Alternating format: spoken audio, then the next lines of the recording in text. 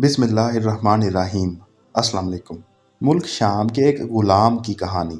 Medina में एक यहूदी था। वो मुल्क शाम गया ताकि तजारत के लिए कुछ सामान खरीदे।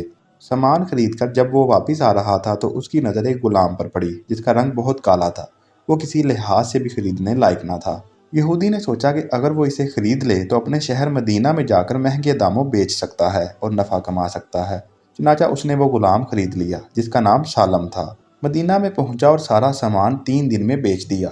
लेकिन सालम को खरीदने वाला कोई नहीं था। हर कोई इसकी शक्लो सूरत देखकर नज़रअंदाज कर देता था।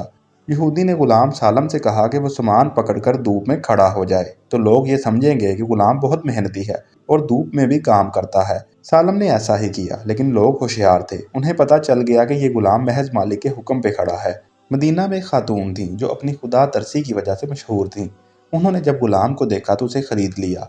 इस खातून का नाम फातिमा था। मक्का से एक साहब मदीना आए जिनका नाम हुज़ैफा था। लोगों ने उन्हें मशवरा दिया कि फातिमा बहुत पाकबाज और खुदा तर्स खातून है, आप उनसे शादी कर लें। हुज़ैफा ने तस्लीम कर लिया और फातिमा से शादी करके वापस मक्का रवाना हो गए। सालम गुलाम भी साथ चला गया। मक्का पहुंचकर हुज़ैफा ने अपने दोस्त उस्मान बिन अफ़ान से मुलाकात की और उसे खुशखबरी दी कि मैंने मदीना में खातून से शादी कर ली है जो बहुत अच्छी खातून है और अपनी पाकबाजी की वजह से मशहूर भी हैं। लेकिन उस्मान ने अपने दोस्त हुज़ैफा की बात पर ख़ास तवज्जो न दी।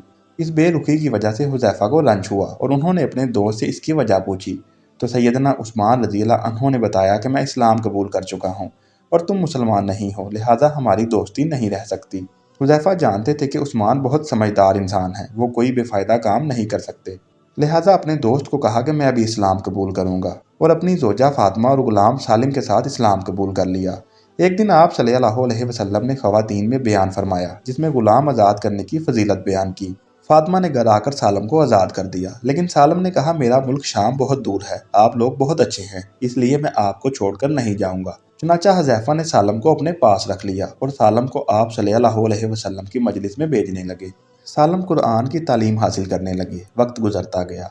एक बार यूं हुआ कि वो मस्जिद में कुरान पढ़ रहे थे कि आप सल्लल्लाहु अलैहि वसल्लम तशरीफ़ लाए और उनका कुरान सुनकर कहा कि तमाम तारीफ़ें अल्लाह के लिए हैं जिसने मेरी उम्मत में सालम जैसे लोग पैदा किए। इतनी बड़ी तारीफ़ थी कि इससे पहले किसी के लिए नहीं की गई थी। हिजरत का हुक्म आया और सालम ने भी मक्का से मदीना की तरफ हिजरत की। मदीना जाकर वहाँ की सबसे पहली मस्जिद मस्जिद कुबा के इमाम मुकर्रर हो गए। लोग रश्क करने लगे कि ऐसा गुलाम जिसे कोई खरीदने को तैयार ना था आज मस्जिद कुबा का इमाम बन गया है। फिर वक्त गुजरा। आप सल्लल्लाहु अलैहि वसल्लम की वफ़ात हुई। खलीफा रसूल सैयदना अबू बकर रज़ियल्लाहु अन्हु का ज़माना भी गुजरा और अमीरुल मोमिनीन सैयदना उमर रज़ियल्लाहु अन्हु की वफ़ात का वक्त भी करीब हुआ। उस वक्त सालम दुनिया से रुखसत हो चुके थे।